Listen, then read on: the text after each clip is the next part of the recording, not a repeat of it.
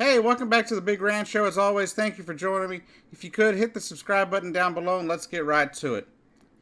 Have you ever just wanted Hillary Clinton to shut the hell up? All she does is open her mouth and say things that just piss people off even more, and I really don't understand why people even continue listening to what she has to say. The woman is irrelevant. She lost in 2016. And she's not likely to run in 2020 because, one, if you noticed over the weekend, she had problems walking still. Like, obviously, her health is an issue that she is having because she's becoming weak on these long, extended trips and stuff like that.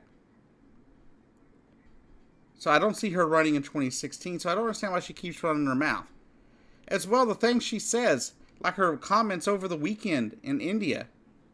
All they do is hurt the Democratic Party. All they do is hurt the liberal brand. That's all they do. That's all she does. I don't understand why liberals even why we sit there, why we have people sitting there defending her to this point. She lost the election. We can sit there and blame it on whatever the hell you want to.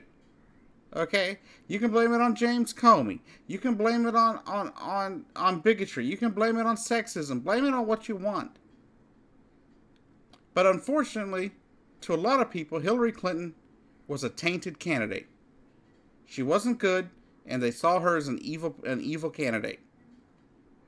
It's so bad that they thought that somebody as bad as Donald Trump, with ties to actual bigots, was better. Over the weekend in India, she complained about how James Comey cost her the white women vote, or the white married women vote at that, saying that a lot of those women ended up listening to their husbands. And yeah, I saw some people on Facebook and Twitter that indeed said yes, they voted the way their husbands suggested to vote, but it wasn't the majority. Some people just didn't like your views.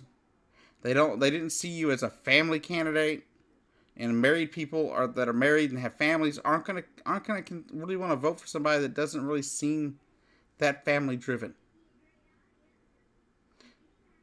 As well, many people just didn't see her as a good candidate. They saw her as somebody who was, who would, try to order hits on people and things like that, which we all know wasn't true. We all know Hillary Clinton hasn't murdered people and stuff. We know this. It's been debunked over and over again for 20 years. She's been 25 years, she's been dealing with those kind of BS claims. But a lot of people didn't know that was fake. A lot of people thought that was true. And they've been heard it for so long that they just don't like Hillary Clinton.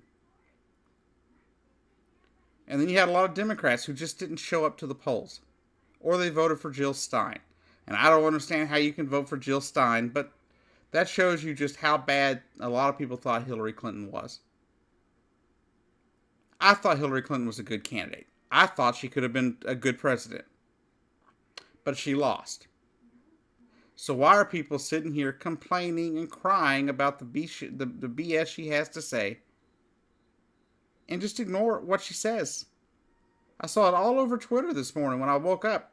People crying and complaining because she said something bad about married white women. Well, who gives a damn? She's irrelevant. What she has to say is irrelevant. Isn't that what the right says every time Al Gore opens his damn mouth?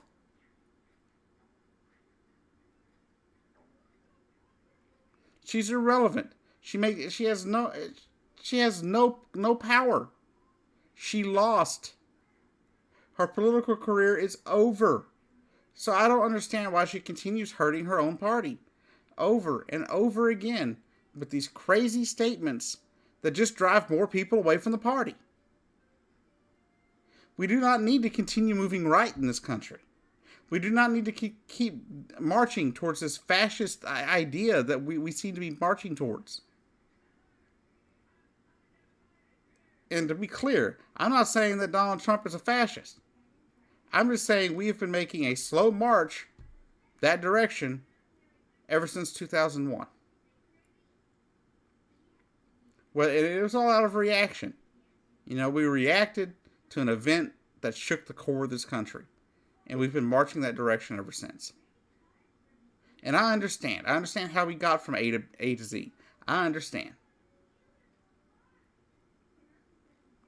But as I have learned throughout life, you make changes, we make changes as a country, and then there's always a step back. We make changes, we step back. We make changes, we step back. But in the end, I think we'll be better. I think in the end, America will be better. Sometimes we have to be reminded of how things are under certain people to be able to understand what we need to do in the future. And I'm not sitting here trying to insult Republicans or Democrats or anybody. Vote for who you're going to vote for. But to those of you on the right that are losing your minds over what she had to say, ignore it. Forget what she has to say. Don't just ignore it. She's not a matter to you. She's not a matter to me. She's not a matter to the country. She's irrelevant. As much of a good candidate as I thought she was, clearly other Americans did not. She lost. Let's move on. Let's focus on people like Donald Trump, who actually won the election. I don't understand why now, even into his second year, Donald Trump is still whining over things Hillary Clinton said during the campaign or did 20 years ago or something. Which it doesn't make sense to me, because up until Obama became president, the Clintons and the Trumps were friends. So I really don't understand all his hate towards Hillary Clinton. I don't. I really don't. And he continues complaining about Barack Obama. Now, I know, Barack Obama said a lot about George Bush in the year following his election. But after that, he kind of moved forward. He inherited a mess from George Bush. Whether George Bush caused that or not, I can't tell you. I'm not an economist. I just know that the capitalist system occasionally fails. It's just how it is. It resets itself every so often. Roughly every 15 to 20 years, it seems. So, these people need to just give up. Forget it. And I'm not just talking about people on the right. People on the left, too. Quit pining for the Hillary presidency that never was. Because it's a presidency that will never be. And if for some reason something changes, and all of a sudden she's nominee for the Republic or for the Democratic Party, I probably won't vote for her. Because all she's doing is hurting the Democratic Party. She's driving people from the party, driving people right, because she's playing this identity politics stuff. And yeah, we've got to focus some on identity, I think. But I don't think we've got to focus on it as much as she has done. I agreed with a lot of what she had to say in her basket of deplorable speech. But at the same time, she didn't seem to make it clear enough that she was only talking about a small percentage of fringe right-wing voters. She didn't make that clear. That's the same fringe of right-wing voters that Donald Trump likes to embolden. I know this has been a bit rambly, and I'm sorry for that if you don't like that, but I really don't know what to say. So I'm going to move on from this Hillary Clinton thing. Just remember, Hillary Clinton, Mr. Irrelevant. She doesn't really matter. But let's move to somebody that mattered a little more recently, who really is kind of irrelevant now. But he's still trying to be a player in the world of politics, not just in America, but across the globe, apparently. Steve Bannon. He kind of referred to himself as a Leninist at one point. He just wants to blow up the whole system, he said. But over the weekend, there again, much like Hillary Clinton making comments, he made a speech at some kind of political rally for a far right-wing group in France. telling them, if they call you racist, wear it as a badge of honor. And if you're racist, you probably shouldn't be wearing that as a badge of honor. It's not cool. It's not cool to hate people just because of their race. If you're not going to like somebody, base it on the merit of who they are, not color of their skin, or their religion or anything like that. Base it on who they are.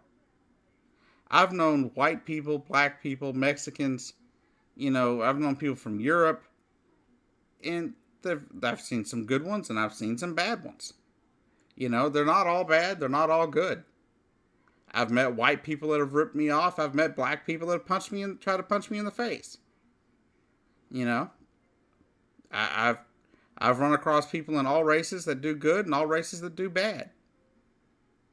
It's a matter of who they are, not the color of their skin.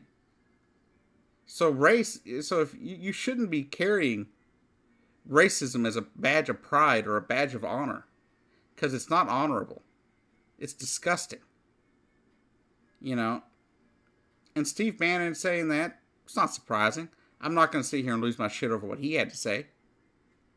But I will say that people that think like that are obviously not paying much attention to the world around them. Because I do not believe in racism. I do not believe that any race is more superior than any other race.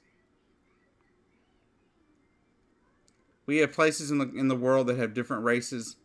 It's not because they're bad people, but sometimes the opportunities just aren't there.